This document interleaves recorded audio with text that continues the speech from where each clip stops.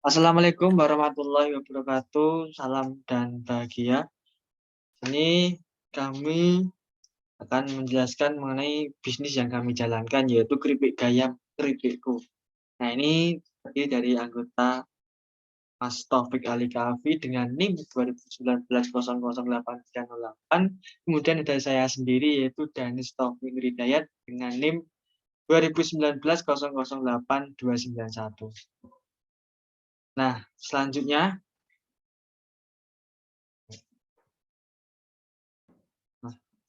sini ada profil usaha, mana nama usaha ini yaitu keripik gayam atau keripikku, dengan tagline di sini enak, gurih, dan renyah.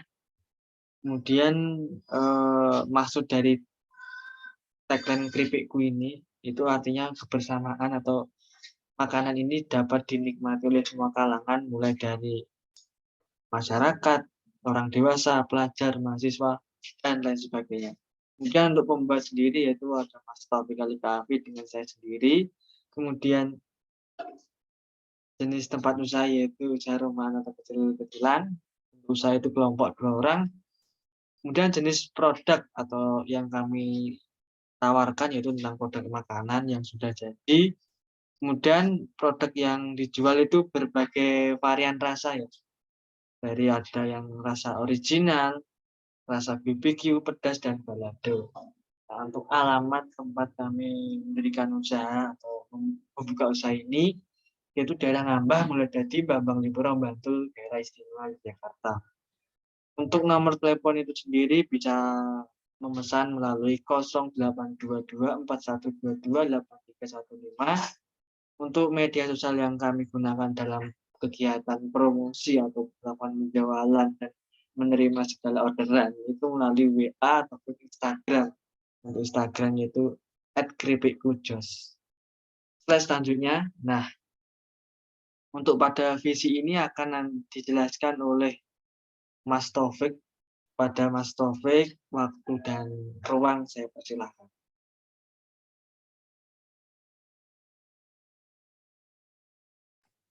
Ya, baik. Terima kasih Mas Denis atas waktu yang sudah diberikan kepada saya. Di sini saya akan menjelaskan visi dari usaha yang kami lakukan, yaitu memperkenalkan produk camilan keripik gayam ini, keripikku ini, secara luas mampu menjadi makanan yang berkualitas, menarik, dan diterima oleh masyarakat. Jadi, Mas, kami kenapa memilih usaha keripik gayam ini? Karena keripik ini tidak dijumpai di semua tempat, ya, karena buah gayam ini bahan bakunya itu hanya ada di pesisir Bantul Selatan, ya, atau pesisir Pulau Jawa.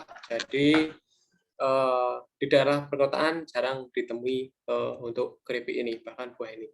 Ya, makanya kami berpikiran untuk memperkenalkan, ya, bahwa keripik gayam ini cocok untuk dikonsumsi atau dirasakan oleh semua orang. Jadi semua kalangan dapat merasakan keripik yang tidak dijumpai di semua tempat ini karena akan rasanya yang enak, gurih, dan renyah.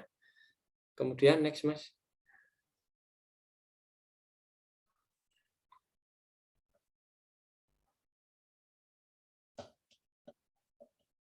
Ya, kemudian di sini ada analisis SWOT. Ini diambil dari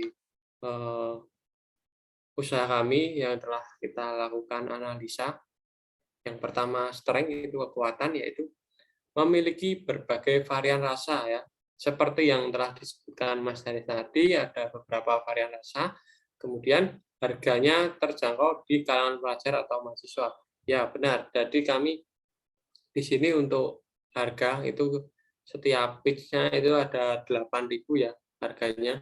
Itu untuk semua rasa. Jadi barbecue 8.000, terus balado 8.000, dan sebagainya.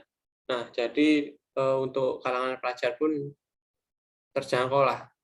Kemudian yang kedua yaitu weakness, yaitu keripik ini bisa tidak renyah jika kemasan ini ditutup tidak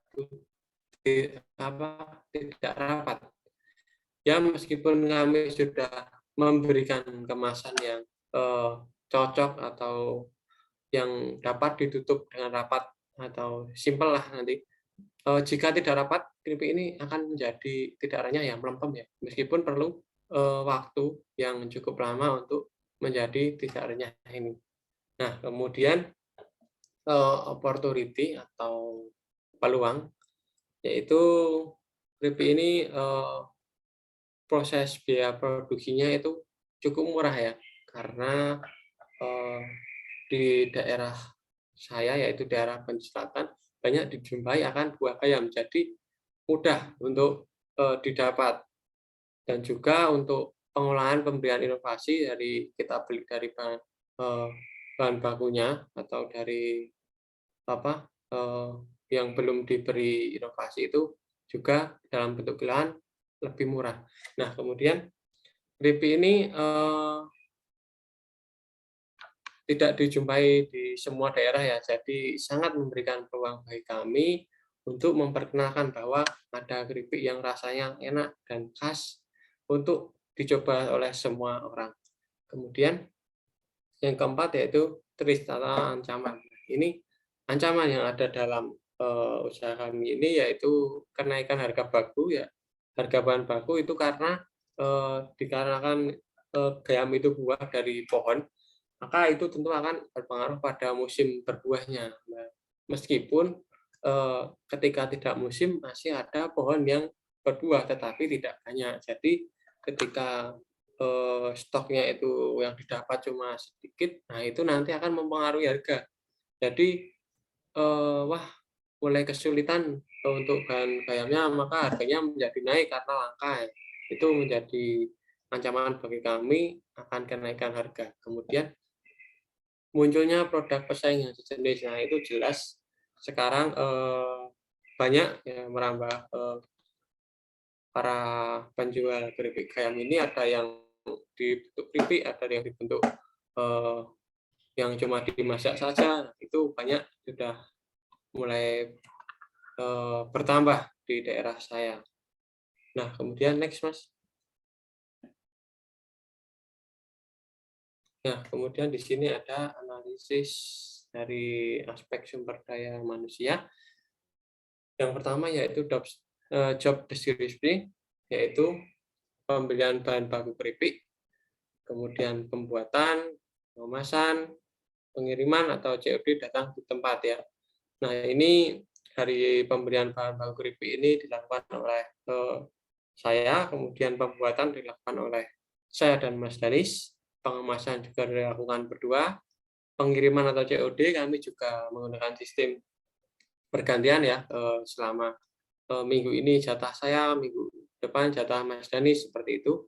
Kemudian jika ada yang memesan dalam tempat yang jauh, kami juga siap mengirimkan atau paketnya. Kemudian job spesifikasi. Di sini pemberian bumbu ya dimasukkan ke dalam keripik, itu kami lakukan bersama ya. Dari bentuk keripik gaya masih polos, masih rasa original, itu kami berikan inovasi sedikit, perubahan dan modifikasi. Kemudian kita kemas, lalu kita tempel logo, dan siap untuk dilakukan penjualan ke tangan konsumen. Nah, selanjutnya yaitu ada job rekrutmen, yaitu rekrut karyawan. Di sini karena masih kita lakukan berdua dan usaha ini masih kecil-kecilan, maka kami belum merekrut karyawan. Selanjutnya yaitu job evaluasi. Nah, dari job evaluasi di sini yaitu kurangnya kemampuan untuk mengoptimalkan waktu atau membagi waktu, yaitu karena di sini kami juga harus fokus pada perkuliahan, jadi kami tidak bisa terlalu fokus untuk melakukan penjualan pada bisnis plan ini ya, tidak semua waktu untuk bisnis plan ini, jadi kami harus membagi waktu. Kemudian next, Mas.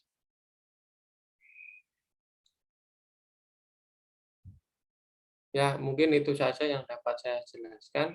Untuk selanjutnya akan dijelaskan Mas Danis, waktu dan tempat saya kembalikan ke Mas Danis. Terima kasih Mas Taufik. Selanjutnya, sini saya akan mencoba menjelaskan mengenai aspek manajemen pemasaran dalam usaha bisnis yang kami jalankan keripik Gayam ini. Yang pertama ada karakteristik produk keripik. Nah, karakteristik produk dari keripik ini berusaha untuk memberikan produk yang berkualitas bagus atau baik. Dan itu kami juga memberikan berbagai varian rasa seperti original, BBQ, pedas dan balado serta gurih maupun rendah. Nah, di sini dalam proses pembuatan keripik yaitu dilakukan dengan pertama membeli bahannya dulu. Setelah membeli bahan kemudian kita kasih kemasan kecil, kita kemas dengan menggunakan kemasan plastik standing box, kemudian kita kasih ada bumbu-bumbunya, ada rasa BBQ, pedas dan balado, terus kita kasih logo. Nah, ini yang menjadi hal unik membedakan dari keripik-keripik yang lain. Kemudian yang kedua, distribusi produk keripikku. Nah, dalam proses pengiriman produk ke konsumen maupun penjualan yang kami lakukan, itu melalui WhatsApp, Instagram, dan dititipkan ke warung-warung. Distribusi produk melalui COD, ambil di tempat, maupun kirim melalui kurir. Jadi, dalam proses pemasaran, kami akan bersilih gantian untuk melakukan penjualan melalui WA, Instagram. Nah, untuk secara offline ya, untuk dititipkan ke warung-warung itu kita lakukan secara bersama.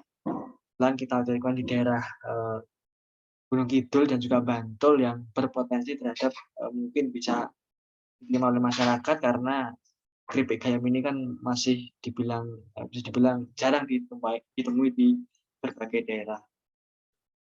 Dan untuk produk itu juga banyak sekali teman-teman yang pesan melalui COD maupun juga bisa kirim melalui kurir. Nah, untuk feedback atau umpan balik dari konsumen di sini menerima komplain dari konsumen apabila kemasan rusak dapat ditukar. Nah, dari umpan balik yang didapat itu digunakan untuk proses pengembangan usaha dan evaluasi tersebut dapat meningkatkan produk dan layanan yang lebih baik. Artinya di sini kami juga bisa menerima ya segala keluhan dari konsumen apabila produk keripik kami yang tawarkan mungkin kadang melempem atau juga kondisinya tidak bagus, kemasannya rusak, itu bisa ditukar dengan yang baru. Kami bersifat terbuka, artinya menerima segala masukan dan saran. Nah, selanjutnya ya,